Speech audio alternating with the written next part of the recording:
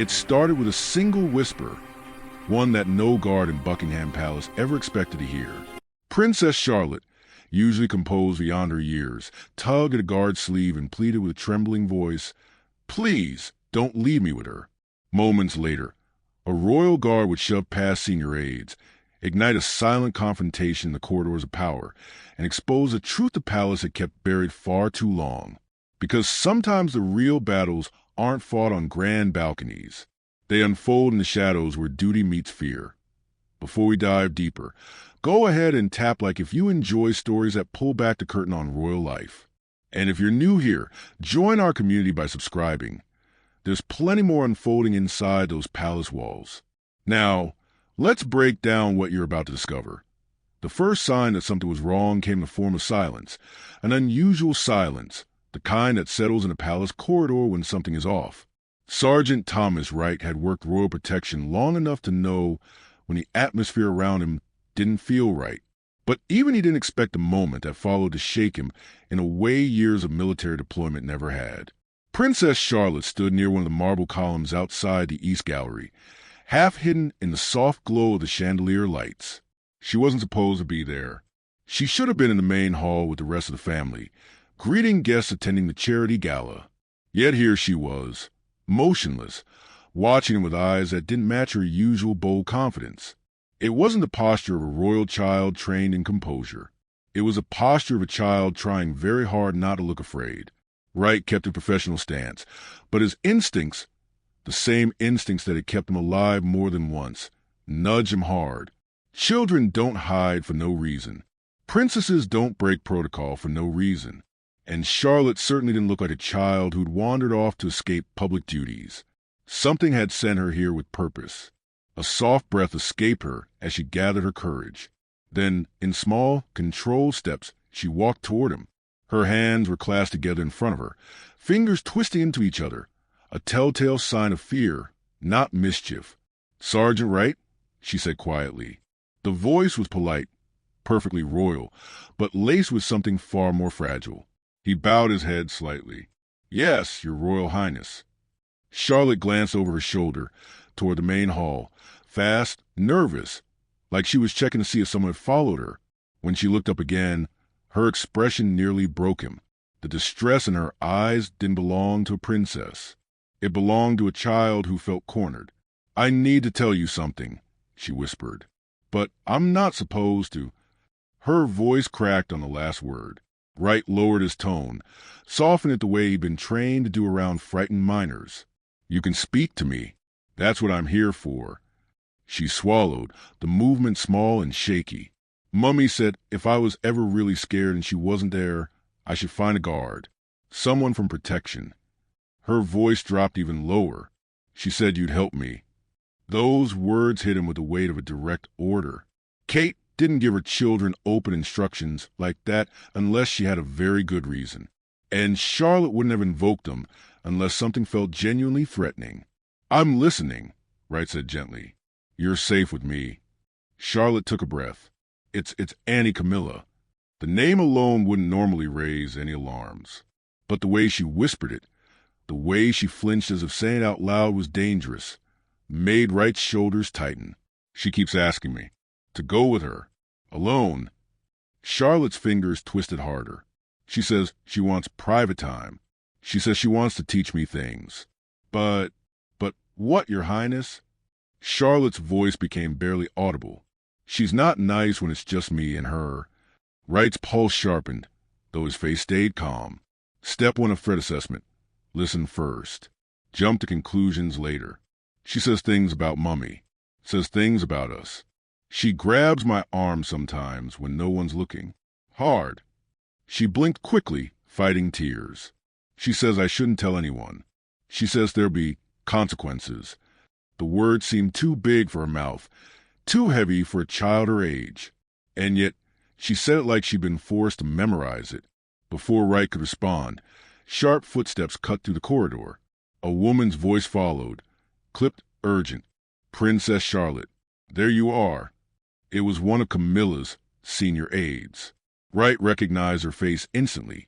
Immaculate posture, Sharp smile, the kind of polished efficiency found only in staff who'd been with senior royal long enough to become loyal foot soldiers. The aide approached with rigid grace. "Your Royal Highness, the Queen Consort is waiting for you. You must come with me immediately." Charlotte instinctively moved closer to Wright, just an inch, but enough to say what she couldn't out loud. And then it happened. So fast, so subtle, that only someone trained for would catch it. Charlotte touched her earlobe, once, twice, then brushed her collar, the exact distress signal royal children were taught to use if they felt unsafe. Wright didn't hesitate. He stepped slightly forward, not aggressively, but firmly enough to place his body between Charlotte and the aide. His stance said everything. "She's under my protection. I'm afraid the princess cannot leave protected areas at this time." His tone remained calm, professional. Security protocol. The aide's smile tightened. "This is a family matter, Sergeant. The Queen Consort does not override Protection Command," Wright said evenly, "and the princess has indicated discomfort." That last word was a diplomatic substitute for distress, but the message was clear. He had reason to intervene. The aide's eyes sharpened. "You are overstepping. I will report you." "Feel free," Wright replied calmly. "But Princess Charlotte remains under my supervision until further notice." Charlotte's small hand tightened behind him, gripping the back of his jacket as if anchoring herself.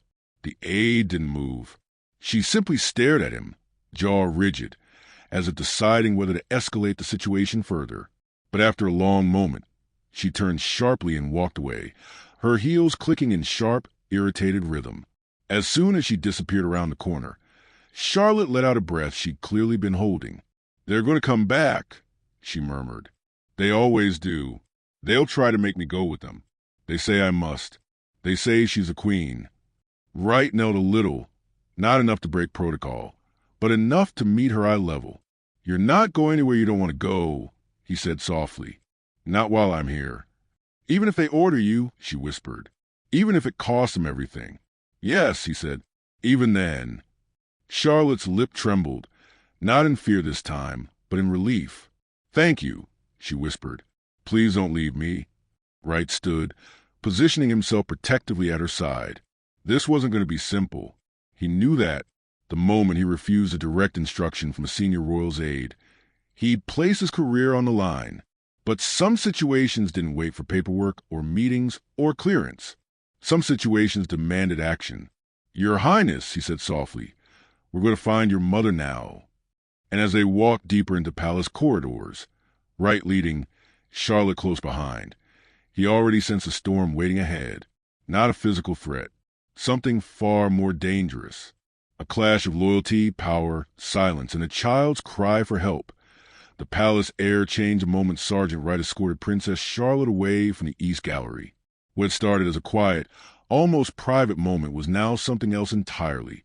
An unfolding crisis hidden behind centuries-old walls. Wright could feel it. A subtle shift, like a tightening thread running through the corridors. Charlotte stayed close behind him, small footsteps barely making a sound on the polished floors. She wasn't crying now. She wasn't panicked. She was simply alert, breathing carefully, watching every doorway they passed as though expecting someone to step out and intercept them. And maybe she wasn't wrong. Wright's radio crackled softly. "Wright, report your location," came Captain Wells' voice. Control but carrying an edge that meant he'd already been informed something unusual was happening. Wright pressed aside of the earpiece. "East Wing, sir. Escorting Princess Charlotte at her request." A pause. A long one. Too long. Then, "A complaint has been filed. Return the princess to the main reception hall immediately. That is a direct order." Charlotte froze behind him, and Wright didn't have to turn to feel her fear spike. He knew she'd heard every word. "Unable to comply, sir," Wright said. Another long pause. When Wells spoke again, his voice was quieter, heavier. "Explain yourself, Sergeant. Princess Charlotte has indicated concern for her safety. Proper safeguarding protocol applies." "Right," Wells said, voice tightening. "You are creating a serious breach of chain of command." "Yes, sir," Wright replied calmly. "I'm aware." He ended the transmission before Wells could respond. Charlotte exhaled shakily. "They're angry," she whispered. "Let them be," Wright said. "Your safety comes first." They turned into a narrower corridor leading toward the family apartments. Wright chose it intentionally. Fewer entry points, fewer places for Camilla's aides to corner them. He was halfway down the hall when he stopped short. 3 figures blocked the path. Margaret, the aide from earlier, another aide he recognized from Camilla's staff, and a senior equerry, the kind of palace official whose word usually carried weight even with security. "Sergeant Wright," the equerry said, his voice polished and cold. "You are to release Princess Charlotte into our care immediately." Charlotte's hand gripped the back of Wright's jacket again, tighter this time. "With respect," Wright replied, "the princess has indicated she does not wish to accompany you. This does not concern Protection Command." The equerry snapped. "This is a family matter." Wright kept his voice steady. "Any situation involving the safety or emotional well-being of a minor royal falls under my authority." Margaret stepped forward, her controlled demeanor cracking. "You are feeding into a child's nerves. She is overtired, emotional, and misinterpreting perfectly innocent intentions. The Queen Consort has requested her presence. Step aside." Charlotte's breathing quickened. Wright shifted his weight subtly, enough to angle himself fully between her and the group. "I will not," he said simply. The equerry's jaw locked. "Then you will be relieved of your duties. Immediately." "You're welcome to file that paperwork," Wright said, "after I escort the princess to her mother." The corridor pulsed with tension, so thick Charlotte could almost feel it pressing against her. Margaret took another step forward.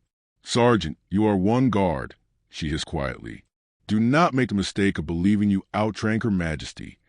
At that moment, a new voice entered the scene. Calm, firm, unbothered. "Problem here." Inspector David Pierce stepped into view, hands clasped behind his back in an almost casual way. But Wright saw the calculation behind every movement. Pierce worked liaison inside the palace often. He knew when something smelled wrong. "Inspector," the equerry said quickly, "this guard is refusing to comply with instructions regarding the Queen Consort and Princess Charlotte." Pierce's gaze moved to Charlotte, then to Wright, then to the blocked corridor. "What instructions, exactly?" "That the princess accompany us to the Queen Consort." Pierce arched a brow. "Has Princess Charlotte indicated willingness to go with you?" "Silence," Pierce repeated more pointedly. "Has she?" Margaret's lips thinned. "She is a child. She doesn't get—" "She does," Pierce cut in, his voice suddenly flat and official. "She gets a say where safeguarding is concerned. Under palace protocols, any minor who expresses discomfort has a right to decline accompaniment by any individual. Now, has she expressed such discomfort?" "Yes," Wright said. "Directly." Pierce nodded once. "Then these individuals need to step aside." The equerry flushed. "You have no authority." Pierce stepped closer. "In matters involving minors, I have full authority. Move." For a long, cutting moment, nobody moved. Then the equerry shifted. Slowly, rigidly, but he stepped aside. Margaret and the other aide followed, their expressions carved from stone. Wright guided Charlotte past them. She clung close, but didn't look back. Pierce walked with them now, positioning himself as another barrier, one the aides wouldn't dare challenge again. "Captain Wells will want a full report," Pierce murmured as they rounded the corner. "I know," Wright said. "You also know this could cost you your job." "I'm aware." Pierce gave a small, almost approving exhale. "Worth it, though." Wright didn't answer. He didn't need to. They reached the blue drawing room where Kate often retreated during long events. Wright knocked once, opened the door, and there she was. Kate looked up from the papers spread across the table. When she saw Charlotte clinging to Wright's jacket, her expression changed in a flash. Concern slicing through her calm, shaping itself into something protective and fierce. "Out," she said quietly to her private secretary. No hesitation. No confusion. Charlotte ran straight into her mother's arms, burying her face into Kate's side. Wright stood at attention, waiting. He knew what came next. "What happened?" Kate asked, voice steady but heavy with mother's dread. Wright explained everything. Charlotte's approach, her whispered fear, Camilla's comments, the arm grabbing, the threats, the aides blocking them, the distress signal, Pierce's arrival. He didn't dramatize it. He didn't soften it. He simply told the truth. Kate listened without blinking, one hand resting protectively on Charlotte's back. When he finished, silence stretched through the room. Then Kate's voice came, low and controlled. "Sergeant Wright, thank you." Charlotte looked up, eyes still shiny. "He didn't let them take me, Mummy." Kate tightened her hold. "I know, my love." Wright bowed his head. "Your Royal Highness, I recommend we find Prince William immediately." Kate nodded once. "We will, and this stops now." What came next would change the palace. But for the first time that night, Charlotte no longer felt afraid. She felt protected. Kate didn't waste a second. The moment Charlotte was safely against her side, she rose from the sofa with a controlled urgency that made Wright straighten instinctively. It wasn't panic. It wasn't anger. It was purpose, sharp, cold purpose that only appeared in a mother who realized her child had been hurt without anyone daring to warn her. "Sergeant Wright," Kate said, voice steady but vibrating with something powerful. "You will escort us to find the king. William is on his way, but this cannot wait." "Yes, ma'am." Kate didn't raise her voice. She didn't need to. The room itself seemed to brace for what was coming. They moved into the corridor, Kate leading, Charlotte holding one hand, Wright guarding their other side. He had escorted senior royals hundreds of times, but something about the atmosphere now felt different. It wasn't just protective detail.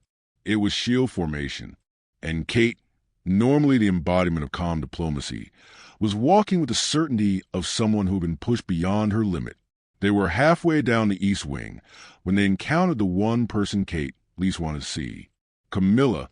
The queen consort stood flanked by two aides, arms folded lightly, wearing that polished smile that softened her features while hiding her calculation. The moment she saw Kate and Charlotte, she brightened artificially. "Catherine, darling," Camilla said, stepping forward. "What a relief. I've been looking everywhere for little Charlotte. We had a small chat scheduled, remember?" Charlotte shrank instinctively closer to Kate, her hand tightening around her mother's fingers. Kate stopped walking. She didn't return the smile. "My daughter," Kate said evenly, "will not be having any private conversations with you. Not today, not tomorrow, not ever again." Camilla blinked, momentarily thrown by the tone. "I'm not sure what she's told you, but Charlotte can be a bit dramatic when she's tired. I was simply trying to guide her. It's important she understands certain expectations." Kate didn't react. Not a flinch. Not a blink. Her expression was carved in silence. But Charlotte's voice, small, trembling, broke that silence. "She said our family isn't real royalty," Charlotte whispered. "She said I'm half common." Camilla's smile faltered. "Charlotte, sweetheart, you mustn't repeat things you misunderstood." Kate's gaze sharpened, not loud but dangerous. "Misunderstood?" Before Camilla could respond, Kate kneeled slightly and touched Charlotte's arm. "Show me, sweetheart." Charlotte hesitated, then lifted her sleeve. The bruises appeared under the hallway light. Faint but undeniable fingerprints, shaped in the imprint of someone who had grabbed a child with force. Camilla barely glanced at them before shaking her head. Children bruise easily. They bump into things, fall during play. "These are finger marks," Kate cutting quietly, "from an adult grip." Camilla exhaled in annoyance. "Catherine, must we do this? If she has bruises, perhaps her guard caused them while whisking her away in a moment of panic." Wright didn't move, didn't react, didn't even blink, but he felt the accusation like a sting. Kate rose slowly, very slowly, and when she spoke, her voice was a different kind of cold, not anger, authority. "You are suggesting," Kate said, "that a military-trained protection officer with an impeccable record assaulted my daughter while protecting her from your staff?" Camilla's composure cracked. "Just for a second, I'm suggesting people can overreact." Kate stepped forward, closing the gap between them. They were almost face-to-face now, and the contrast was stark. Kate sharpened by righteous fury, Camilla stiffened by indignation. "You want to talk about overreacting? Kate asked softly. My daughter was cornered, pressured, threatened. She used an emergency signal taught to her for dangerous situations. And instead of safeguarding her, your aides attempted to forcibly remove her from a guard's protection. Camilla's jaw tightened. Are you accusing me of harming your child? I am stating facts, Kate replied. You grabbed Charlotte hard enough to bruise her. You spoke to her in ways that made her feel unsafe. You used threats, and you told her she was less royal, a child whose lineage is the direct future of the monarchy. Camilla's face flushed, not with guilt, but with wounded pride. How dare you speak to me like that? I am the queen consort. And I, Kate said, voice slicing to the corridor, am the Princess of Wales, the future queen. My children are in the direct line of succession. Their titles are inheritance. Yours is marriage. The hallway fell silent. Not a breath, not a whisper, not even the aides dared to exhale. Kate continued, steady and unbreakable. From this moment forward, you will have no private interaction with Charlotte, George, or Louis. Any contact will be public and supervised. If you object, I will formalize this restriction through palace protocols, and I guarantee you will not enjoy the outcome of that investigation. Charles will hear of this. Camilla snapped. Kate didn't blink. He's hearing about it right now. Camilla's lips tightened, but something in her eyes flickered. Fear, maybe, or realization. She turned sharply and walked away, her aide scrambling behind her. But as she disappeared around the corner, she shot one look back, straight at Wright, a look of pure venom, because he had been the one to break the silence. When she was gone, Kate exhaled slowly, steadying herself. Sergeant Wright, she said softly, Charlotte's emergency signal. When did she use it? At the first approach of the aide, ma'am. You recognized it immediately. Yes, ma'am. And you understood the risk of defying senior staff and a direct order. Yes, ma'am. Kate looked at him fully, eyes fierce and grateful all at once. Why did you do it? Wright didn't hesitate. Because she was afraid, and she asked for help. Charlotte looked up at him, small, tired, but safe now. He didn't let them take me, Mummy. Kate nodded. He did exactly what he was supposed to do. Right then, the sound of hurried footsteps echoed down the corridor. William. He turned the corner, breath uneven, suit jacket slightly askew, like he'd practically run through the palace. When he saw Charlotte clinging to Kate with tear-rimmed eyes, something inside him snapped. His face didn't twist in rage. It hardened into something colder, sharper. The kind of fury that doesn't explode. It focuses. He reached them, placed a hand gently on Charlotte's back, kissed the top of her head, and then looked at Kate. Tell me everything, he said. And Kate did. Every word, every bruise, every whispered threat. As she spoke, William's expression darkened into a storm barely contained.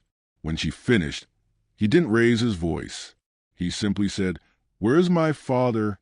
And that was the moment everyone in the corridor realized. This wasn't going to end quietly. Something inside the palace had shifted, and the reckoning had only just begun. William didn't wait for protocol. He didn't slow down for staff. He didn't soften his stride to maintain royal composure. He moved with one focus, his daughter, and the growing fury simmering behind his normally calm eyes made the palace staff step aside, without a word. Kate walked beside him, one arm around Charlotte, who clung to her mother with quiet exhaustion.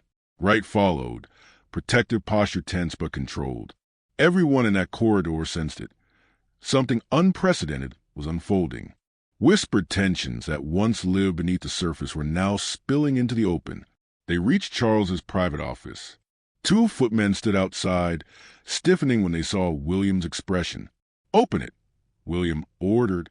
They obeyed instantly. Inside, Charles sat at his desk, glasses in hand, reading briefing notes. He looked up, expecting a normal update, until he saw Charlotte's bruised arm, the trembling in her shoulders, the protective fury radiating from both William and Kate. The king rose slowly. "What's happened?" Kate didn't hand him papers. She didn't ease into the explanation. She laid out clearly, calmly, with the precision of someone who had held her composure long enough and was done holding back. Charlotte's distress, the whispers, the bruises, the threats, the staff interference, the emergency signal, the attempted removal, the confrontation with Camilla. She spoke for nearly 5 minutes. By the time she finished, Charles's face had changed. All his usual diplomatic neutrality gone. In its place was something far older, something that came from the instinct of a grandfather, not a monarch. "Charlotte," Charles said softly, "come here, darling." But she didn't move. She held tighter onto Kate's hand, and that hesitation spoke louder than any accusation. Charles swallowed. What it meant was unmistakable. The child did not feel safe coming closer. Not in this moment. Not after what she had endured. That alone hit him harder than any political scandal ever had. William finally spoke, calm, but with a steel edge sharper than any raised voice. "Father, this stops now." Charles exhaled. "I need to speak to Camilla." "We'll all speak," William said. "Together. Tonight." It wasn't a request. It was a statement. Charles hesitated, but only for a moment. Then he nodded. Very well. He pressed a button. Summoning his private secretary. "Find the Queen Consort. Ask her to meet us in the formal meeting room." Immediately, the secretary left with a bow, and Charles turned back to Charlotte. "Darling, did she truly say these things to you?" Charlotte nodded. She didn't cry. She didn't whimper. She simply nodded, small, brave, and heartbreakingly sincere. Charles closed his eyes briefly, as if processing a blow to the chest. The palace had always been full of politics, friction, and unspoken tensions. But harming a child, physically or emotionally, was something he could not justify, ignore, or spin. Not even for his wife. Minutes later, they entered the formal meeting room. The tension in the air was almost physical. A thick, unspoken charge of emotion sat between the walls. Camilla was already there, standing with her arms crossed, her expression tight. "What is the meaning of this?" she demanded. "I was told I was needed urgently." William didn't answer her question. He simply pulled out a chair for Charlotte and helped her sit beside Kate. When Charlotte looked up at Camilla, she instinctively flinched. Camilla noticed, and her face hardened defensively. "What is the child telling you now?" she snapped. "Enough," Charles said firmly. He wasn't angry often, not in this controlled, regal way. But when he was, the room listened. "We have a problem," Charles continued. "A very serious one." Camilla's glare swept from Kate to William to the guard behind them. "And I suppose you're all blaming me." "The bruises," Kate said, voice controlled but sharp, "are not imagined." Camilla's jaw tightened. "Children bruise. She's sensitive." "Show her," William said. Charlotte hesitated, but lifted her sleeve again. For the first time, Camilla's facade wavered. A brief flicker. Shock? Guilt? Fear? It was impossible to tell. But it was there. "Finger marks," Charles said quietly. 5 distinct ones. Camilla straightened her shoulders. "You're accusing me of hurting her on purpose?" Kate stepped forward, expression calm, but icy. "I'm accusing you of grabbing her when she tried to pull away, of speaking to her in ways that frightened her, of isolating her in private rooms, and of telling her she mustn't speak to anyone about it." Camilla shook her head in disbelief. "She's lying." Everyone froze. Charlotte's breath caught sharply. William's expression changed, calm fading into something far colder. "Do not call my daughter a liar," he said softly. Too softly. Camilla opened her mouth, but Charles raised a hand. "Camilla, enough." And then he said something that stunned everyone, including himself. "We will conduct a formal safeguarding review." Camilla's eyes widened in horror. "You can't be serious." "I am," Charles said. "And until then, you are not to be alone with any of the children. Ever." Camilla stared at him, betrayal blazing in her eyes. "You're choosing them over me." "I'm choosing what is right," Charles replied. "What I should have chosen long ago." Silence. A heavy, unforgiving silence. Camilla's chest rose sharply, and she turned away. "This is a mistake," she muttered. "A terrible mistake." But she walked out, and this time none of her aides followed.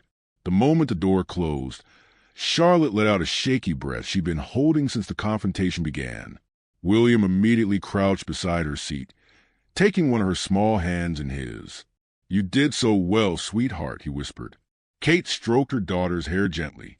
"You were incredibly brave." Charlotte nodded. Exhausted, Charles placed a hand on the table, steadying himself. "This will not happen again. I promise you that. Not in my home. Not to my grandchildren." Wright stood respectfully at the edge of the room, but even he felt the weight of those words. Royal promises weren't made lightly, and this one was carved with intent. What followed over the next days shook the palace. Camilla's schedule was reduced for personal matters. Her staff was quietly reshuffled. Several aides were reassigned to departments far from the royal children. Safeguarding protocols were rewritten. Every adult interacting with a minor royal now required 2 witnesses present. The monarchy, for once, admitted its walls had cracks and began patching them openly. As for Wright, the review of his actions took place 3 days later. It lasted 2 hours, but ended with a commendation. He had protected a princess, defied pressure, upheld duty over hierarchy, and returned a frightened child to her mother when no one else had the courage to intervene. A week later, Kate sent a handwritten note to his quarters. "Thank you for seeing my daughter when others chose not to. Thank you for protecting her. When it cost you something, we will not forget." Charlotte included a drawing, herself standing behind Wright, holding his hand. It was simple, childlike, and priceless. The palace's rhythms eventually returned. Engagements resumed. Public smiles reappeared.